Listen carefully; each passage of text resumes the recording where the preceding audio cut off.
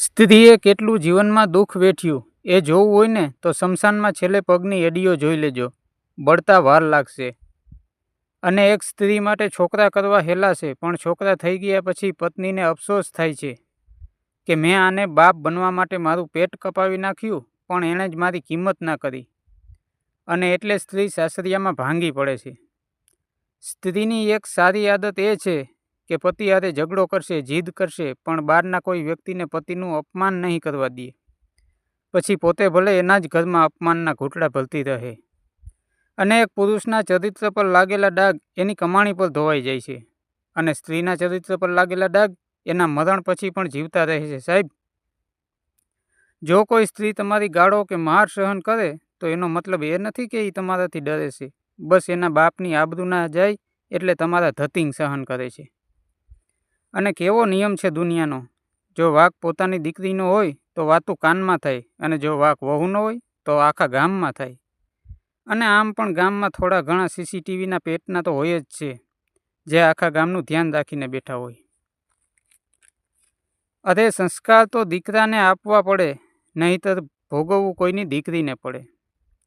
અને સ્ત્રીની અડધી જિંદગી બધી વસ્તુઓની પરમિશન લેવામાં જ નીકળી જાય છે. દીકરી, તું બધાથી થઈશ પણ તારું કોઈ નહીં થાય. તું બધાને સમજીશ પણ તને કોઈ નહીં સમજે.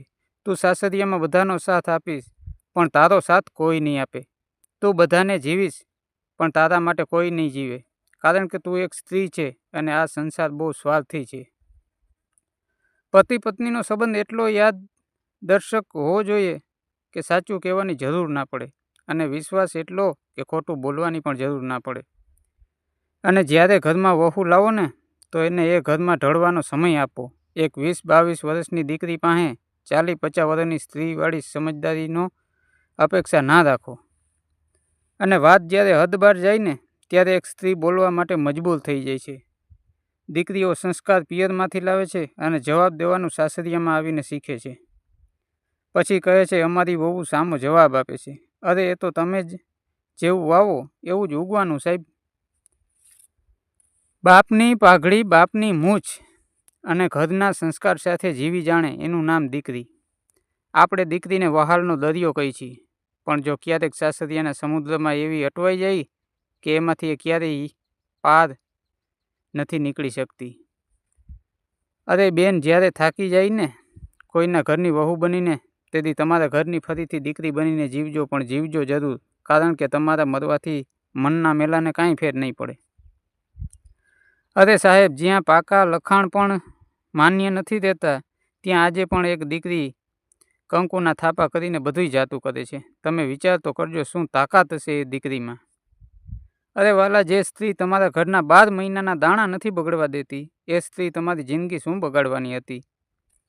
તે ક્યારેય કોઈના ઘરની અભાગી નથી હોતી. સ્ત્રી એક લક્ષ્મી છે, એટલા માટે એના કંકુ પગલાં પાડવામાં આવે છે. સાહેબ, બધા એમ કહે આ અમારા ઘરની વહુ છે, પણ કોઈએ એમ નથી કીધું કે આ અમારી વહુનું ઘર છે.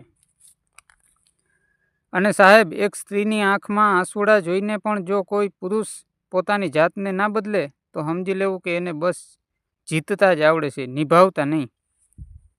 એ બિચારી પવિત્ર હોવા છતાં એને સાબિત કરવું પડે કે હું નિર્દોષ છું.